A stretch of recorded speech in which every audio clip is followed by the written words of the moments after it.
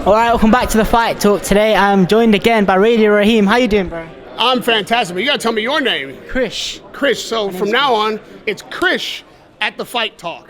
You understand? Yes, yes. We've spoken before, right? Yeah, we've spoken before. See, you're becoming a name in this game. So now everybody should know Chris is on the beat. We're here at KSI versus two opponents, right? Which is something very unique in the sport of boxing. But in the Misfits world, they always come up with something unique and different. So I'm looking forward to this. And I should say, this young media, like the guys who are kind of brought into the sport around the Misfits world and the new generation of not just boxers, but media members, it's always a pleasure to see the inspiration that you guys have had to get into the sport, and then everybody doing it their own way. So hopefully don't take offense on how I should say that you start your interviews, but let the people know who you are and where you're from. Well, I appreciate that. I'm Krish Alawalia. I'm joined by my guy Rahim. That's it. Get in there. You've inspired me a lot, actually, to be honest. I've been watching you for, I think, 5 years since you were doing stuff with KSI, Logan Paul stuff. So you've been an amazing inspiration throughout my career. I know you don't do predictions for the fights, but that KSI versus Slim versus Anthony Taylor is a bit of a mad fight. Do you know how it works? I'm kind of curious myself. I'm assuming it's got to be some kind of tag team thing, right? They're not going to be in there battle royaling. Like, no, even KSI is not going to take 4 punches at once. WWE triple threat, no. Right? But I got to respect this guy because I think KSI is taking on two very live opponents. Like, Slim is a damn good fighter, especially in the Misfits world. You know, Taylor's got a lot of experience. He's got a lot of heart. He wants to win. He's had his ups and downs, so I think he wants to prove something. He definitely doesn't want to lose when he's got another guy to even help him out. You know what I mean? So I think KSI is biting off quite a big piece for this fight. You know, there are a lot of people, they've said that they don't think KSI wants to fight. They think that it's more of like a fight he has to do. But what do you make of that opinion by other people? Because I think he wants to fight, but he hasn't really shown it yet. He wants to win. I mean, there's a lot of pressure in boxing, you know, and he's got rivals out there, obviously, Jake Paul. These guys talk a lot of shit on the internet, and if you lose, you get a lot of shit talked about you, and you got to take it as well as you dish it out. So I think, you know, he hasn't been holding the spotlight lately. I think Jake's got a lot of the spotlight. Logan Paul has got a ton of the spotlight, even though they're friends. This WWE thing that Logan's doing is magnificent. It's incredible. This guy is shining, and KSI wants some of that shine. He wants a big night. He wants people to start talking about KSI in the boxing ring. His last time out, you know, was debatable. It was, you know, he's taking a lot of stick for it. I think he wants to come out, look good, win, do something that, you know, he can brag about, which is definitely, if he beats both of these guys on the same night, is a huge thing for him to brag about, because I think both of these guys are very live opponents. There's no slouches in this fight. So yeah, I think, you know, the guy is a star and he wants to shine. We wanted to get the KSI Jake fight, but God knows how long now. And KSI, in his most recent video, he said that he don't think it's going to happen.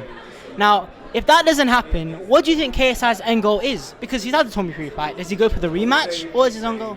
I think KSI, Tommy Fury rematch is something that would be more attractive if he wins this fight on the 31st in spectacular fashion. Like, I think he has to make his case again that he is able to fight more traditionally. I mean, he's got an awkward style, a weird style. Whatever it is, it wasn't that impressive to watch. So he's got to show us that more traditional boxing is something that he's able to do, and that Tommy Fury is in trouble if they do a rematch, because, you know, Tommy Fury, having won the last fight, having beat Jake Paul, is not going to want to hear any shit about how KSI can beat him now. So KSI's got to make the case that he can do that. And I think you're right, the Jake Paul fight is much bigger. I think that's the fight kind of like everybody wants to see in this world.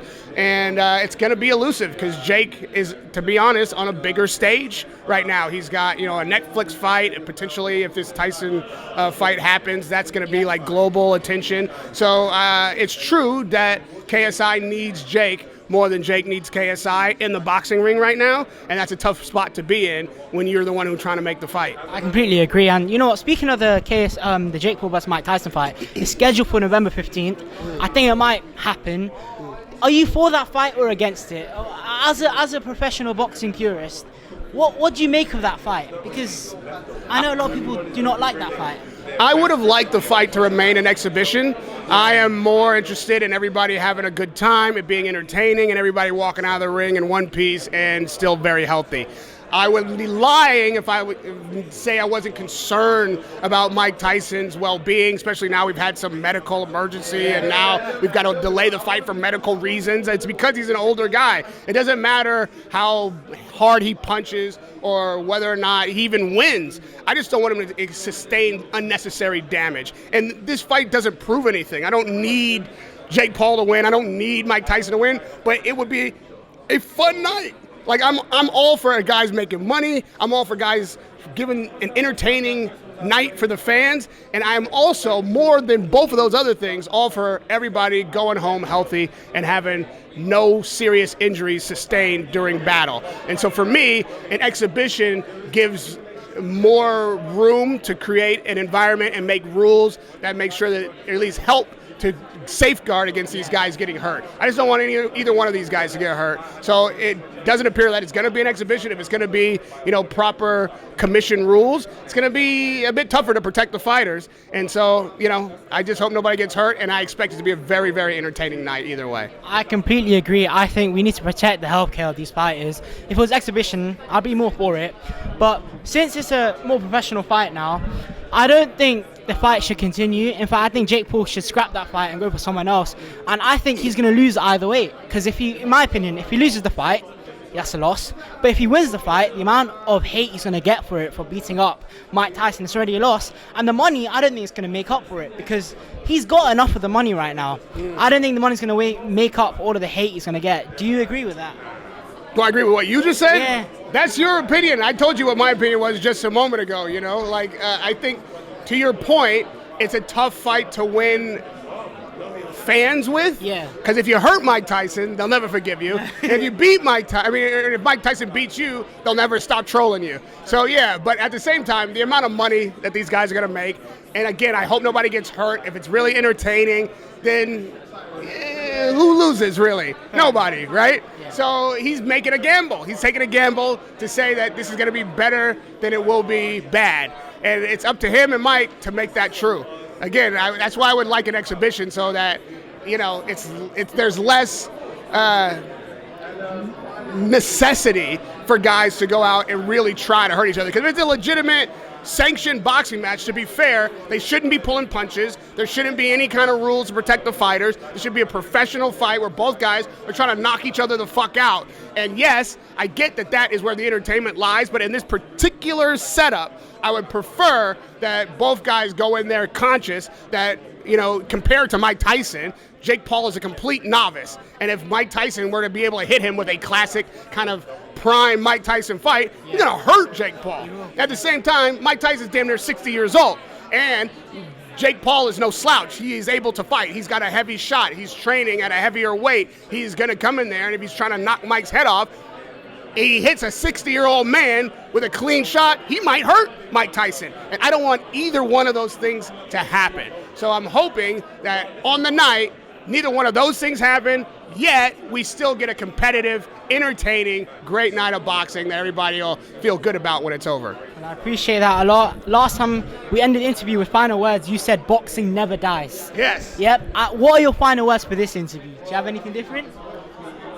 Boxing never dies because of guys like this that keep it alive. I did it. I'm doing it. You did it. You're doing it. We are the lifeblood of this sport. We're the reason why every day people go to social media, people turn on the YouTubes and hear what these guys have to say and are invested in these kind of fights, because we're the ones on the ground here making the boxing world aware of what's happening. You're the guy that puts the microphone in these fighters' faces, puts the microphone in my face, and gets the narrative out. Don't be confused. When you see the networks and their material that they put out, that's all commercial stuff. That's all promotion. That's what they're supposed to do. Your job is to be a journalist, to get the story, to ask the tough questions, to get the narrative of the fight, and to challenge the boxers on the challenge ahead of them, and to give the audience a look inside that they would not otherwise get. You want to get the stuff that's not on the network. Yeah. You want to get the stuff, you want to get them to say the thing that they didn't mean to say. That's your job, and that's what keeps boxing alive, that it is a grassroots sport. It's a poor man's sport in a lot of ways. Like, anybody from anywhere can do it. It doesn't cost a lot of money to find 2 gloves and a heavy bag. But for your sake, you're what's keeping it alive. When I say boxing never dies, it's because of your generation continuing the tradition of good journalism and paying attention to this sport. And whatever goes on in the ring, we're ringside to not only report on it, but to get to the heart of it. We're the heart of the sport. So thank you for picking up the mantle and continuing the fight. Well, thank you for your time, mate. I appreciate you a lot. That's right. And have a good day, mate. You got it. What? That's not how we sign off. Who are you and where you from? I'm Krish from London at the Fight Talk with my guy Radio Rahim. This interview is done. Radio Rahim here with Krish from the Fight Talk. Thank you, my bro. You got it. Appreciate you a lot. You got it. I appreciate the advice as well, man. course. Thank you.